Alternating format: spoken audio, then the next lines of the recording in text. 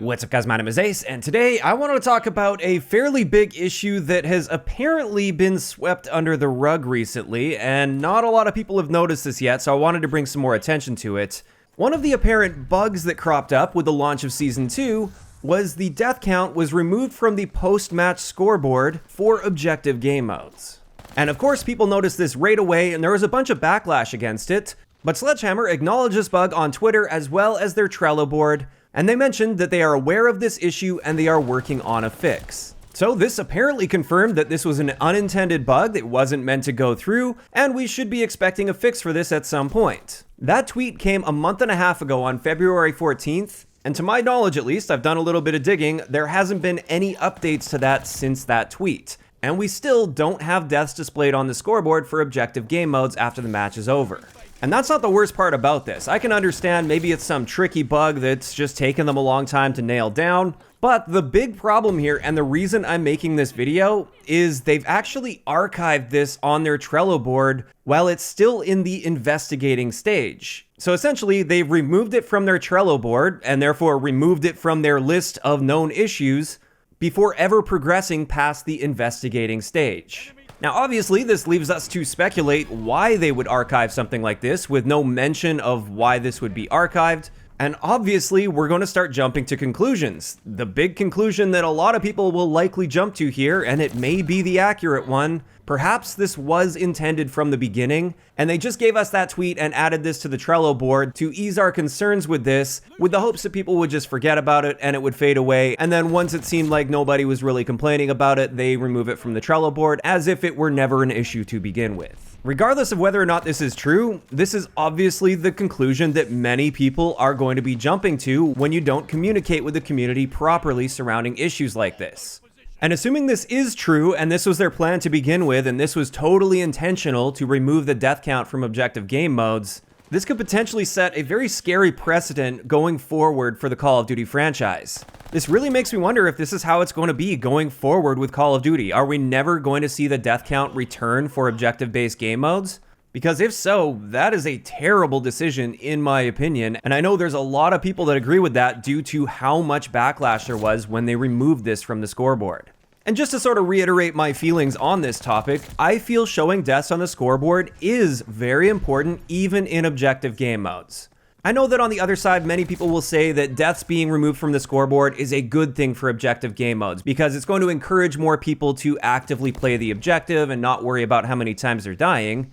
But the way I see it, if you want to encourage people to play the objective more and discourage people from not playing the objective, this should be done using proper gameplay design and a proper reward system for actively playing the objective, rather than simply trying to hide metrics from people.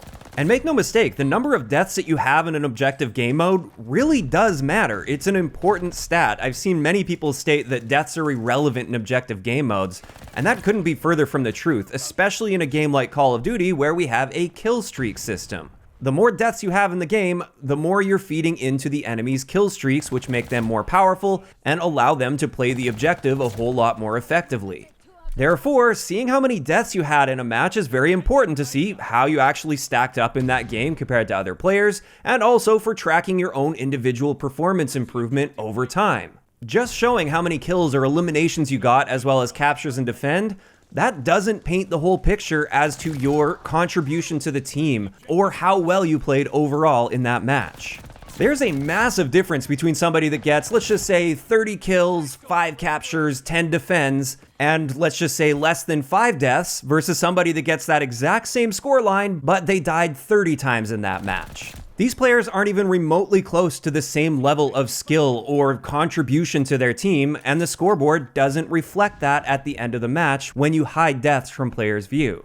And for many people out there, myself included, seeing this kind of information is very important to us. We like seeing how well we did in that match with all of the important metrics visible. And keeping these metrics locked away and hiding our ability to see how well we played, especially in relation to the other players in that match, that is very frustrating to a lot of gamers. I mean, look at what happened with Battlefield 2042. When they first launched, there wasn't even a scoreboard at all, so you couldn't see how well you were doing compared to anybody else in the game. And they considered a scoreboard to be a legacy feature, which is absolutely ridiculous, and that obviously didn't go over very well for them. showing the basic metrics for your performance in a first-person shooter where you are competing against other players and attempting to do better than them and beat them is not some special additional add-on. That is a core part of the experience because that's how you track your improvement over time. That's how you see how well you stack up against other people, and that's what motivates many people to continue playing the game and trying to improve their skills in that game.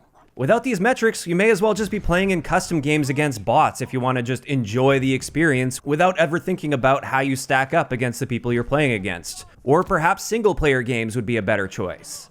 As for the second big argument that I've seen in favor of hiding deaths on the scoreboard, apparently when you show how well players are actually doing in the game, this can lead to toxicity or people bullying others because they didn't play very well in a match. And to this, I've got a couple responses. First up, this is a mature game. This is a 17 or 18 plus game, depending on where in the world you're from. We're adults, we should be able to handle seeing factual information displayed on screen for us. And if you're ever concerned about being harassed or bullied in an online environment, you can literally just mute other players with the push of a button. On top of that, now that lobbies are constantly disbanding anyway, it's not like you even have the ability to stay in that lobby with those players if you wanted to. You're just gonna get kicked out and you'll be playing against different players the next game anyway. So hiding these key performance metrics from us in an attempt to prevent any sort of toxicity is just ridiculous in my mind. And at this point, I am starting to lean toward this being an intentional design that they are trying to sweep under the rug. All the signs are currently pointing toward that, so unless they come out with something that counters that, this is what we're going to be left to assume. So if anybody from Sledgehammer happens to be watching this right now, it would be excellent if somebody from the studio could address why this was archived on the Trello board while it was still in the investigating stages. Why have we still not seen a fix for this? And should we still be expecting to see a fix for this issue? Because without any communication at this point, people are obviously going to be jumping to conclusions, and this is not a good look for a development studio that states they're going to be fixing something only to sweep it under the rug with no fix to the issue in sight and no communication surrounding it. And with that, that's going to wrap it up for today's video. I just want to make sure I'm staying on top of this particular issue because it has been quite some time since this quote-unquote issue popped up. And now that they've archived it, it's really not looking like we will be seeing deaths on the scoreboard at any point in the future for Call of Duty. And that scares me. But this is where I want to hear from you guys in the comment section below. First up, I'm curious about your stance as to whether or not you feel it's important to show deaths on the scoreboard in objective game modes, even if it's just at the end of the match, like once the match has completed, like it used to be. And also, do you feel that Sledgehammer is sweeping this under the rug and we won't be expecting any change to this at any point throughout Vanguard's life cycle? And going off of that, what do you think about next year's Call of Duty? Do you think they're toying around with the idea of eliminating deaths? So in next year's Call of Duty, we won't see that either? Just let me know all of those thoughts down below. If you enjoyed the video, a like rating is always appreciated. And don't forget to subscribe for more if you haven't already. I'll talk to you guys next time.